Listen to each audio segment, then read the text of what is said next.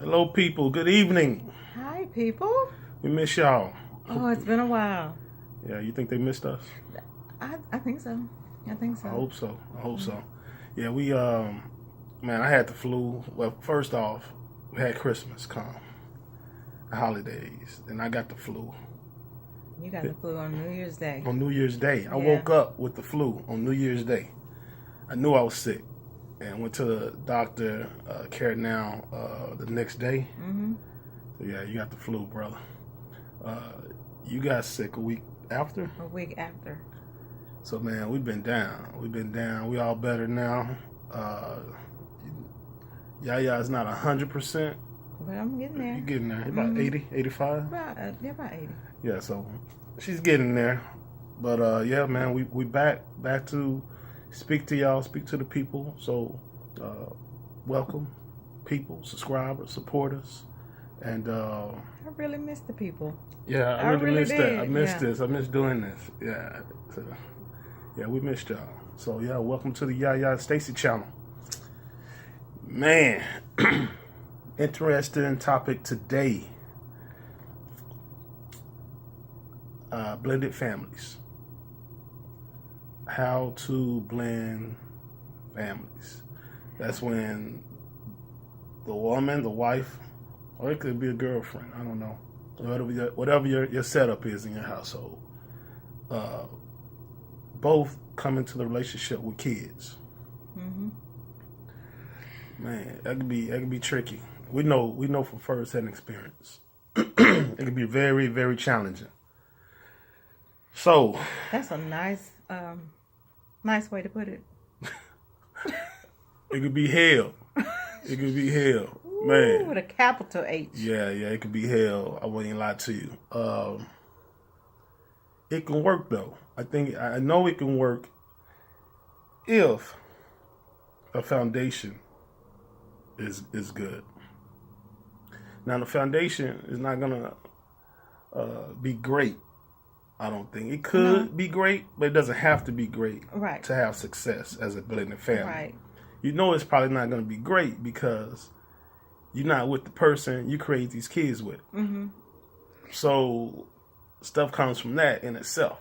But it doesn't have to be bad either. It's just a matter of all parties being made a little bit uncomfortable. Right. And having a common goal. You know, the common goal is for us to win as a team. When you got people that have their own agendas, that are selfish, got insecurities, hey man, it's hard to win as a team. It's almost impossible. And the thing with it is, more often than not, the distractors are not even in your home. No. Yeah, it's not even, most of the time, it's not even the kids or the two people that have come together. A lot of times it's family members, exes.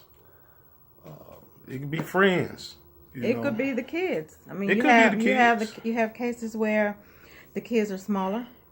So in that case, more than likely, it's going to be the parents that have to be made uncomfortable. And then with older kids, it's the kids. Right. It's the kids that are uncomfortable. Sometimes. Most. Yeah, if they're not. It depends. If they're not willing to embrace this change, you know what I'm saying? They're so comfortable with the household running a certain way. That's when they're older.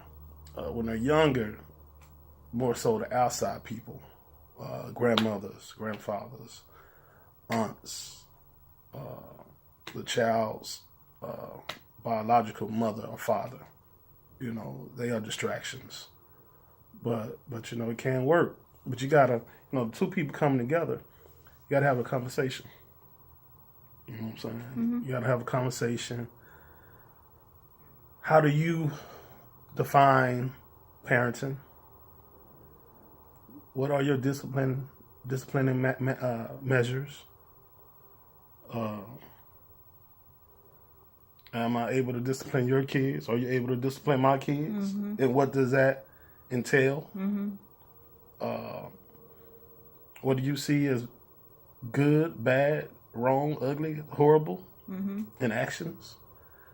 Because everybody don't see everything the same, man. You got two people coming together that was raised in different households, different upbringings, different cultures sometimes, different understandings, and we just got different DNA. But you have to have conversations as small as, and it seems small, but it's really not. What do you call the other person? What do you call the other parent, the step parent? Yeah. What do you call the step parent? You know, I'll just tell you my experience.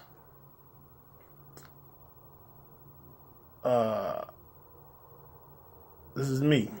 Everybody don't have to agree, but hey, this is our channel. There you go. So,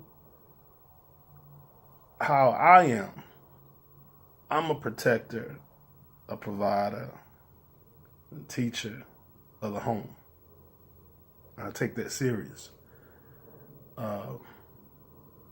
So, I have an issue with somebody I'm feeding, sheltering, protecting, instilling wisdom and knowledge, going to work for so they can have clothes on their back, these lights on when they get home. Whether it's my biological child or not, I have a problem with that person calling me Stacy. Now, what about Mr. Stacy? That's some slavery type. No, that's post slavery reconciliation. Yeah, that whole first name thing. That's out. Yeah. I can't even understand that, man. Calling me Stacy. I'm a grown man. We not on the same level. Now, I don't mind so much the Mr. Stacy, but I think that's so impersonal. Like there's no intimacy, no emotion to that. Yeah. Mr. Stacy. Feels there's like there's a wall there. Business thing, right? There's or a wall something, there. Or there's a wall there. There's a disconnect for sure. There's a wall there, and like a nice, respectable, I won't say nickname, but pet name. Yeah. Pet name that we know. We know what it means. Means father of the home. Right. I'm not your biological father, but I'm the father of this home. So her kids, and I only say her kids, I'm going to say her kids are my kids, just so you understand and can follow the story. Because the families are blended, the kids are blended. I accept all the kids as my kids, but I'll lose you if I don't say her kids, my kids. I may lose you pertaining to this topic. So it got to a point we blended the families. Her kids said we gave them an option. Come up with something. You know what I'm saying? Yeah. I'm not with forcing kids that are not biologically mine calling me dad or father or whatever. I'm not with that. If they feel comfortable with that, that's cool. I'm not comfortable with it if they have a father in their life that's active, them calling me dad. I'm not comfortable with that either.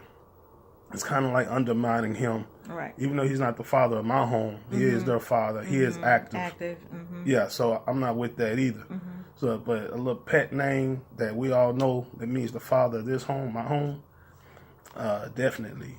I wasn't comfortable with my kids calling her by her government name because she was doing so much as the mother of this home.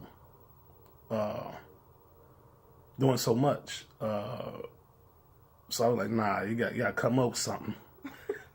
You got to come up with something. This ain't, this bigger. And she's making sacrifices, that are not even being made by other people. I'll say that. But, so I came up with the name YaYa. Yeah, I don't know why I came up with that. I think because it rhymed with what my kids were calling you. Okay. They were calling you Dada. Well, the daughter. Oh, yeah. Calling me Dada. The son's calling me Dad.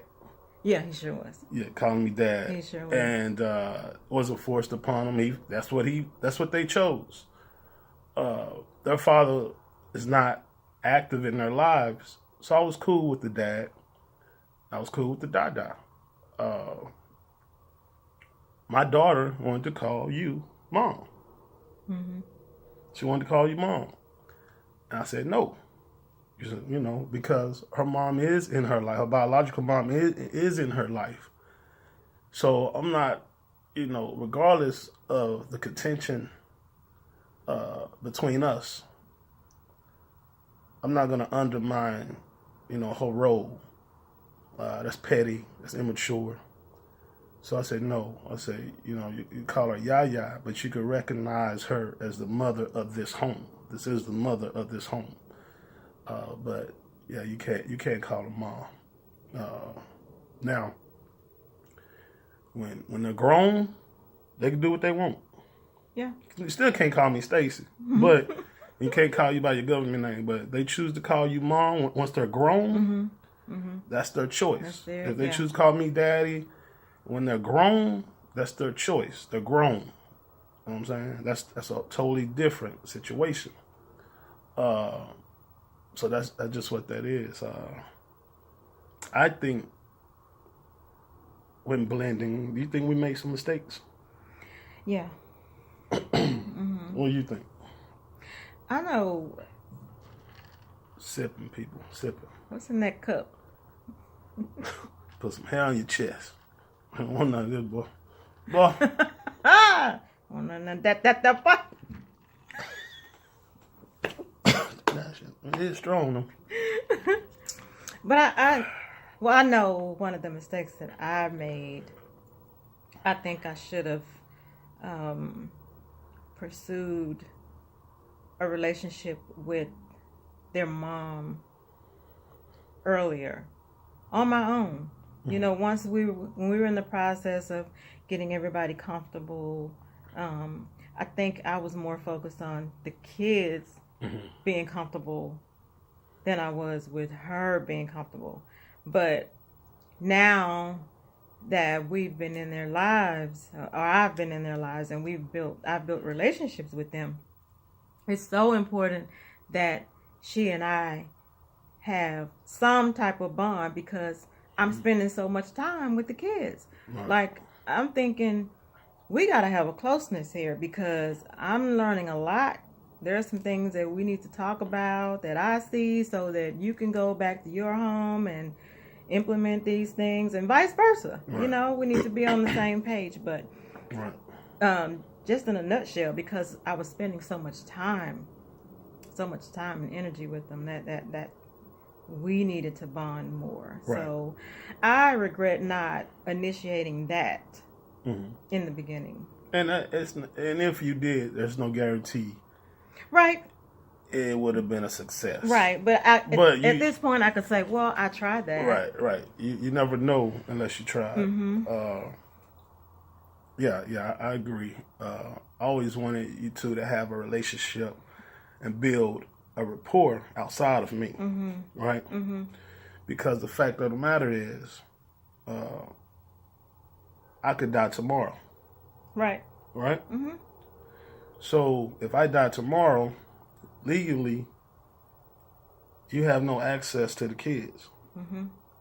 And if you don't have a good rapport with her, she could be petty. And it just won't. And you know, not do the right thing and just sever that relationship you have with the kids. Right? That's how I think. But that's true, though. Right. But we take things for granted. Like, we're going to be here. And man, you got to think beyond today. And think about these kids and the mental and emotional welfare. And your spouse's welfare, man. It affects your spouse, too. Even though that's not their biological kids. When the relationship is broken, you know, that affects them, too. So you got to, as men, not just men, you know. I'll tell you why I keep focusing on men at the end of this video. But as men and women, we gotta think outside the box, man. We gotta do what's right for the kids. Check our egos at the door and do what's right for these kids, man. I tell you, when I see these families, and they're blended families, and they're out on vacation together, oh man, that's at sporting events together. Man, that's how it should be. I like that. That's how it should be. Everybody is coming together, and the common ground, the common denominator, is for the kids. For the kids. I told you years ago. I would you love. Did. That messed me up too. I was like, what? I said I would love for her to find her a guy, not my wife, of course. My kid's mom to find her a guy that she really is in love with, and we're able to vacation together. Yeah, as couples. You know what I'm saying? And that would be so cool, man. You know, it don't have to be strife and bitterness, man. Right. You know, when people have moved on, you know, so that's just how it is, man. But I think where I made a mistake before you was in the picture. Yeah,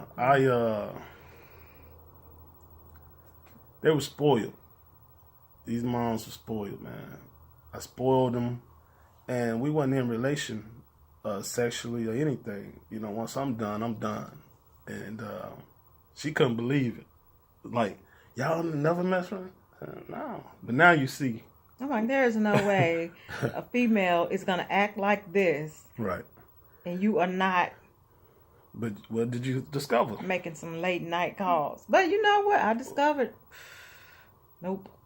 No creeping. No creeping. It was just messy. You know, and the thing was, man, I was doing stuff so unconventional. Man, they had just had a lot of freedom. You know, I helped them out aside from child support. I would do things that I didn't have to do. Even when picking them up. Right. You were driving the furthest, or and you know, making more accommodations. I was making a lot of accommodations, man. Just in my mind, keep the peace, keep these kids emotionally and mentally healthy, stress free. You know, just doing the right thing. In my mind. But when I got married, I mean, we weren't even married yet. When I told my oldest kids, I went to my oldest kids' home. Their mom left the home so I could talk to them in private. Told them I was getting married. And they were happy. So I left, headed back home. If I get home good, she calling me with drama. You said you would never get married again. Whoa. So then I realized, damn, she had hope for us. But that was no creeping. She just had hope. But she never expressed this to me. Because if you know me, I'm very straightforward. And I guess she was scared of rejection. Because I'm very straightforward. You know, that's just me. So, man, everything hit the fan, man. And so that's where I made my mistakes. I should have kept a strict regimen. You know, strict regimen with rules, and not spoiling them, not accommodating all the time. But I was single. I was single for so many years. You know, it was just really just about my kids. I had the luxury of doing that. But it hit the fan when I got married. And then that's where the drama starts. And then you're starting to try to get structure within the relationship. In the midst of the drama. Now you're starting to try to get structure. Because since you had no structure and you were so accommodating, they feel like they can do whatever they want to. Right? And you wasn't holding them accountable for certain things. So people feel empowered. That's where I made my mistake. I wasn't thinking ahead of what's going to happen when I get married.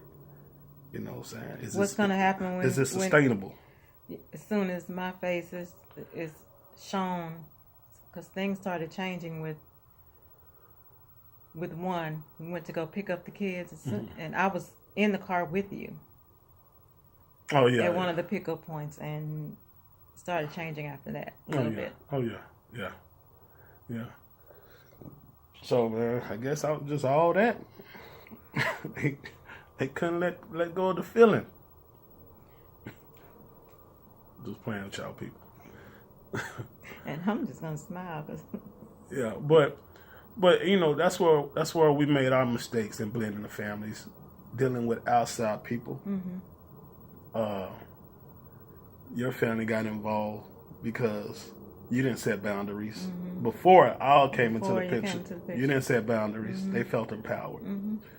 But when it was just us, me, you, and the kids, oh man, we jailed. What? We jailed. It was the outside people. You know what I'm saying? And like we mentioned earlier, it's worse when the outside people can influence bigger kids. You know what I'm saying? Mm-hmm. It's hard for them to influence the small ones. You know what I'm saying? Because honestly, man, a lot of times the small ones got their own mind. They don't care. They don't care what you're saying. Right. I just know how this person is treating me. Right. You know what I'm saying? Right. Most of the time. Right. Kids will manipulate situations. Especially when they find out people don't get along, mm-hmm. They can manipulate situations. That does happen. But yeah, that's what we made our mistakes. And so, if you plan on blending families, hey, y'all gotta have y'all stuff together, rules in place, some structure before y'all blend. Y'all gotta get these outside people in check. Right. Yeah, y'all got them in check before you blend. Right. Even before you blend, y'all gotta have a talk. About how you discipline, what are your beliefs, what are mine. That's just regarding children. Mm-hmm. But as a couple, period, you need to have some other talks. But just as far as children, mm-hmm. you gotta have some talks, man, about parenting. Right. And you gotta listen. And you can't get join families, blend families, if you honestly don't agree on parenting. Mm-hmm. You know what I'm saying? Be truthful with yourself, man. It's okay to let that person go. So, yeah, that's our take on it. Anything you want to add? It's pretty good. No, this just helped me open up and just see some things that I could have done better. But you have to forgive yourself. In the beginning. I have. Oh, yeah. But it helps when you get to the point where you can talk about it. Right. That's a plus. Yeah. That's a huge step. So this I'm surprised you didn't cry. I had a little lump coming right here, but there was one point at one point in our lives you would have cried. Oh, I couldn't have done it. But there's this lump that came right here, but I was talking to her. You better not. Yeah. Better go back down. So yeah, you gotta talk to them lumps sometime. Right. But yeah, man, that's our take on it. I'm gonna stop saying man. I said that a lot tonight. Just be yourself, baby. I'm gonna talk on it. That's my take on it. So yeah, man, we love y'all. Remember, love is law. So tell them why you keep referencing the men. The reason I keep referencing men is because I'm writing a book. I'm in the middle of writing a book. It's a quarter done. Probably closer to half done. And hey, man, this is a dynamite book. You've been grinding. It's a dynamite book, man. I know I'm biased. It's my book, but I've had I had a few people proofread it, the first chapter, and man, they were blown away. And this is a book long overdue. The title is A Toast to the Men. There's a subtitle also. I won't say that because if I say the subtitle, I would have to go deeper into explaining the subtitle. Right. But I'll be pushing this book. The release, we're shooting for June of this year, June 2018. And we stand independent with it. It's not going to be cheap at all. We're putting our money behind it.